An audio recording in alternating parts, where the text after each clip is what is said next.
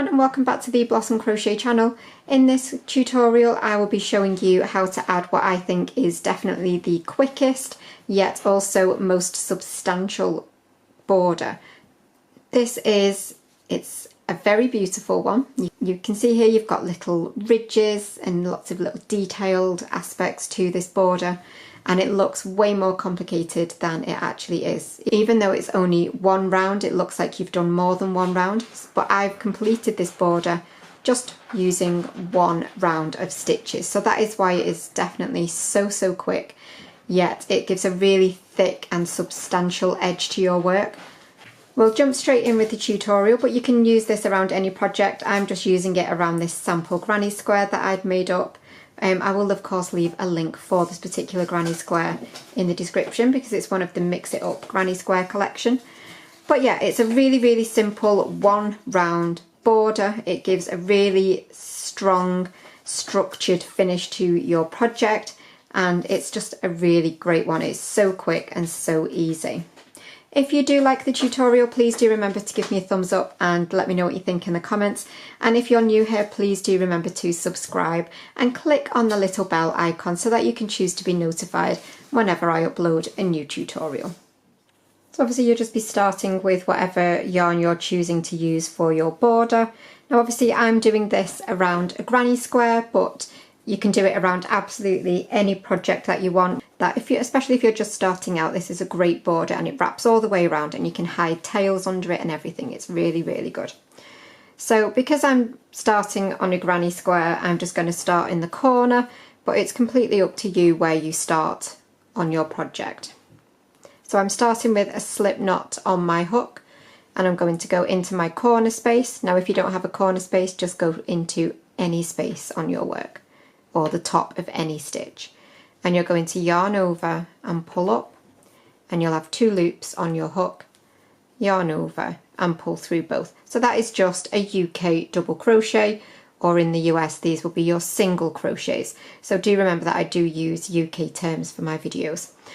So now that we have completed that stitch, you can see we've got like 2 posts of this stitch. We've got one here and one here, and you want to insert your hook behind the one that's closest to your working yarn, and then you'll also insert it into the next stitch along your work.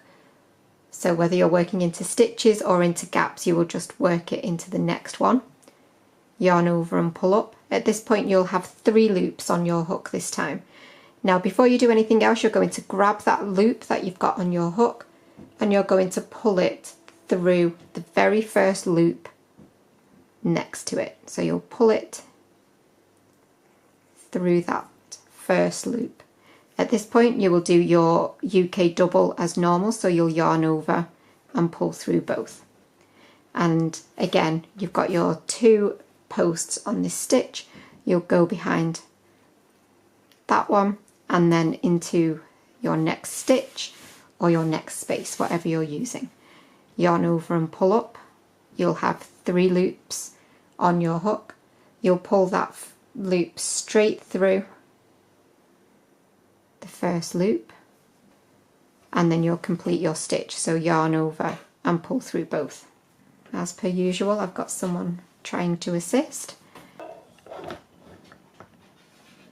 She's always so helpful, aren't you, Keiko?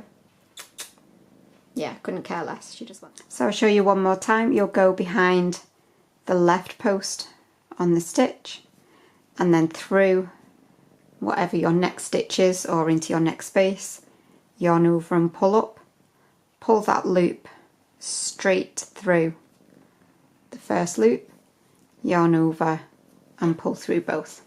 So you'll continue working that all the way along whatever edge you're using, and then if you've got corners, meet me back in a second and I will show you how we're going to work the corner spaces. So if you've got corners, once you get to them, I'm going to do my first stitch as I normally would, so through the post and then into my corner space and complete that as normal. And then it's completely up to you at this point. You can either do 2 more of those so that you've got 3 stitches all into your corner space, or you can do 1 stitch, chain 1, and then you'll go back behind the post of the last stitch that you did, like you normally would, and then back into your corner space and complete your stitch, and then you're ready then just to continue on. So you can either do 3 of the stitches, or you can do 1 stitch, chain 1, and then another stitch. And let me just do a little bit more so that you can see how that looks as we pull round the rest of that corner. So you can see it by doing the stitch, chain 1, and then another stitch using the bar of the first stitch, it will go around that corner and you will still get a nice sharp corner. So that is what you will repeat now all the way around, and then I will meet you in just a minute and we will finish off and close up. So I've gone all the way around now. I've completed my final stitch into my corner space. So I'm going to chain 1, and then you're just going to close with a slip stitch. Now it's up to you. You can close with a slip stitch, or you can finish off with the seamless invisible join, which I will leave the link for in the description box. But you will just insert your hook. This is for the slip stitch, obviously. Insert your hook into that first stitch that you made at the beginning and yarn over and pull through both. And then at this point you can chain 1 and snip off and pull that out. But your border should be looking like this now. It should be nice and flat. You should have nice corners, and like I say, there is a front and a back to this stitch, but obviously I'll show you the back. The back just looks like a round of normal UK doubles, whereas the front you get that lovely seamed wraparound finish. So it looks like 2 rows have been done, but you've actually only had to do 1. So that's why I think it's probably one of the quickest borders that you can do. But it gives a really thick and substantial finish to your work. So that is it for the tutorial. I really do hope that you have enjoyed this one. If you have, please do remember to give it a thumbs up and leave me a comment, and I will see you for another tutorial really soon. But thanks as always for watching, and bye for now.